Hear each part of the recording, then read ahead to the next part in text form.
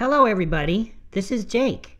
In this episode we're going to see the Veterans Day Parade in San Diego, make some yummy dog biscuits, and talk a little bit more about Bitcoin and the crypto asset financial space. I know the financial stuff can be very dry at times, or maybe always.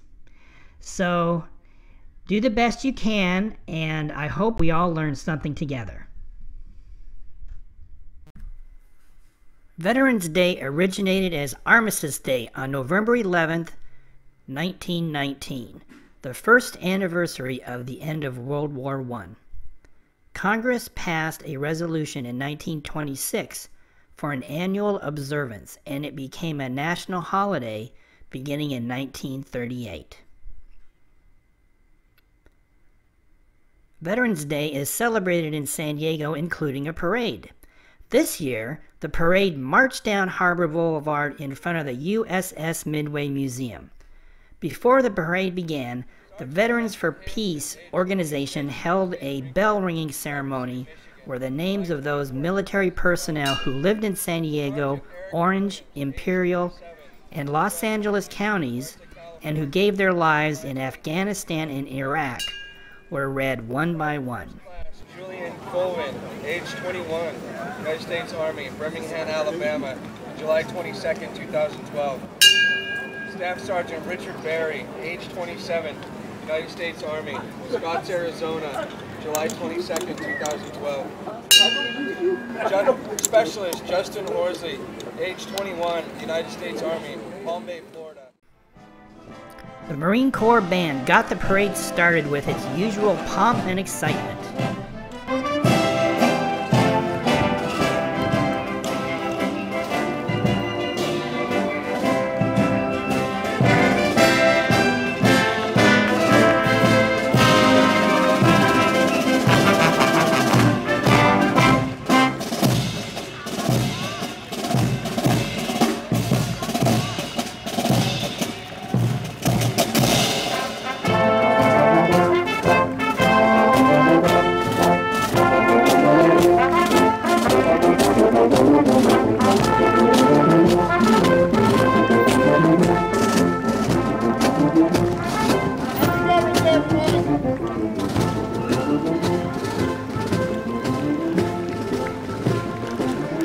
The American ex-POWs were the first group marching down Harbor Boulevard.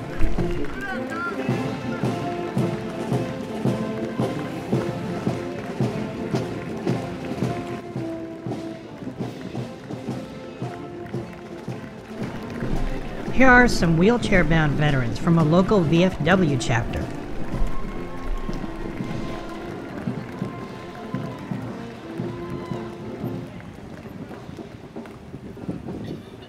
And getting a tow looks like fun.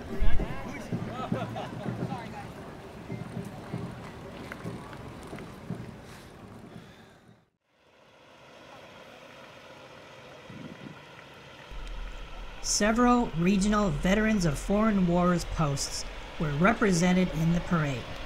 Here is VFW Post 5867, Lakeside, California.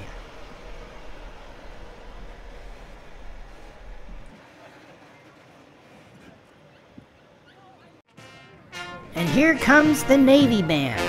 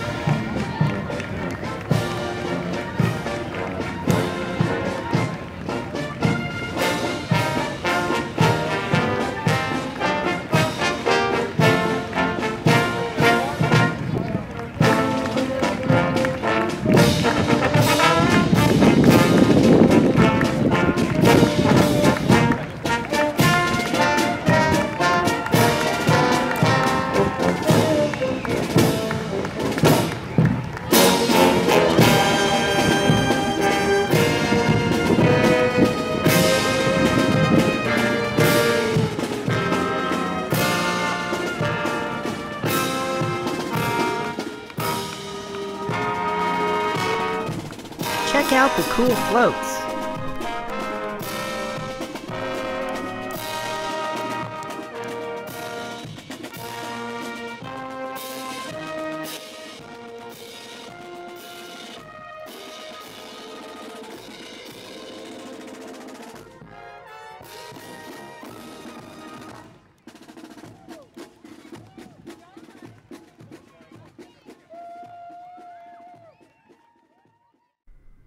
The USS Midway is now a floating museum and educational center here in San Diego.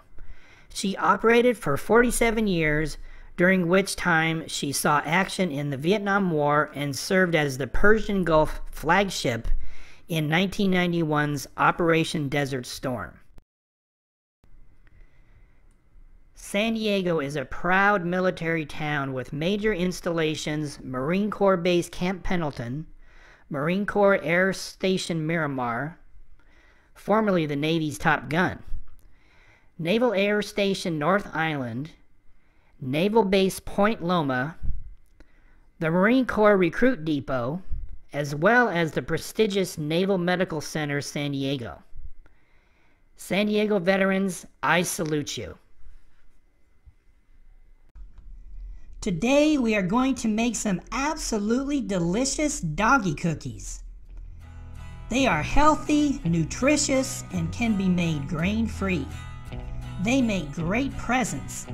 And listen, all of my dog friends, don't be surprised if your humans eat some too. They are that good. The ingredients are 2½ cups whole wheat flour, 2 large eggs, 2/3 cup canned pumpkin, 2 tablespoons of peanut butter. If your dog has an allergy to wheat, then coconut flour can be used instead of wheat flour. Carob, cranberries, or shredded carrots are just 3 additional items that can be used in this recipe. These are all natural cookies with no preservatives, so make sure you and your doggy friends eat them up in 2 or 3 days. You can also freeze the dough and use at a later date. Mix on medium setting for about a minute. It is best to use the paddle blade for the consistency we're going to get. Get a nice, clean, flat space on which to work. A countertop or pastry board is best. Put some flour out on the space so nothing will stick. Roll out the dough to about 1/4 inch thickness. You can see this dough rolls out very nicely. We are using a dog bone shaped cookie cutter. How appropriate! Whole wheat flour works well with pumpkin and peanut butter to not be too sticky when rolling. Preheat the oven 350 degrees Fahrenheit. Baking time is 15 to 20 minutes.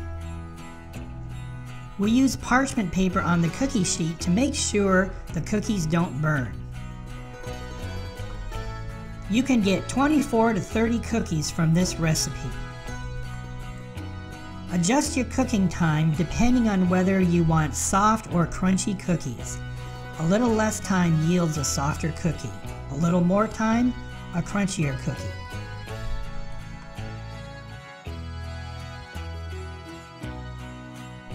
And voila! Cookies! I love giving these for Christmas presents, or any holiday, or birthday, or other occasion. They're just good. In the last episode, we talked about what Bitcoin is and how using it is quite different from other forms of money. It is a technology that does not require trust in a third party, for example, a bank or other financial institution, in order to correctly complete a transaction. As of when I published this presentation, the value of Bitcoin has surpassed $10,000 US dollars. Currently, it may be above that number or below that number. That is what I want to talk to you about today. The cryptocurrency financial space is very, very volatile. For example, from September through November 2017, Bitcoin experienced value decreases of 28%, 18%, and just recently 11% in one day, with a total increase of about 250% over that time period. These are price swings to keep up even the most confident person at night. This volatility is normal for all crypto assets. It is not unusual to see even an 80% decrease followed by a quick turnaround to a 100% increase in a couple of months or even weeks. Speculating with crypto assets is not for the faint of heart. Seriously, I cannot stress this enough. If you can't stand the heat, don't even enter this kitchen.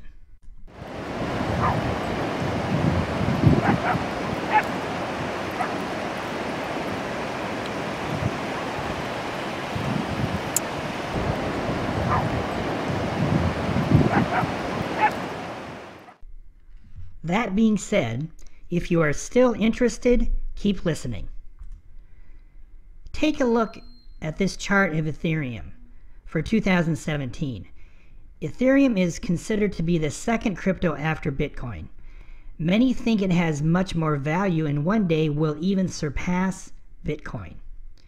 In June, Ethereum shot up to $411, sank to about $162 in July, and then back up to $450 in September, then back down to about $220 a week later, and right now is sitting at about $435. Something else I must stress. The crypto asset space is full of fraud, scams, and people trying to steal your money. I myself fell prey to a scam and lost one Ethereum coin, worth about $300 at the time. Lesson learned. You can even find these scammers here on YouTube.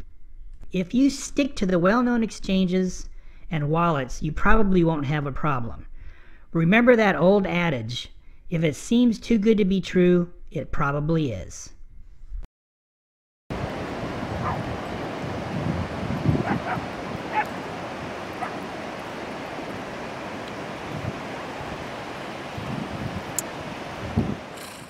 There is a big happening coming to the crypto space.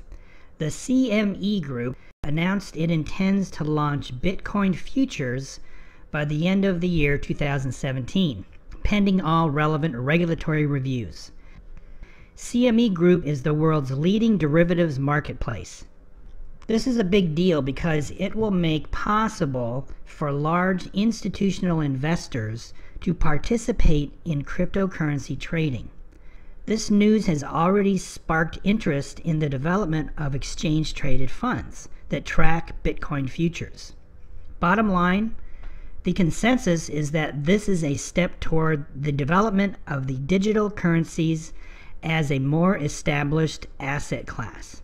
It may be greatly boosting the value of Bitcoin. I think the same will happen with other cryptos. It is only a matter of time. That's about it for this episode. Please remember that I am not a financial advisor. I am not recommending for anyone to follow what I'm doing. Studying and talking about crypto assets is fun for me. That's why I do it. Please spend the time and research these topics yourself. Thank you very much for listening. Now here are some beautiful Ocean Beach sunset pictures for you.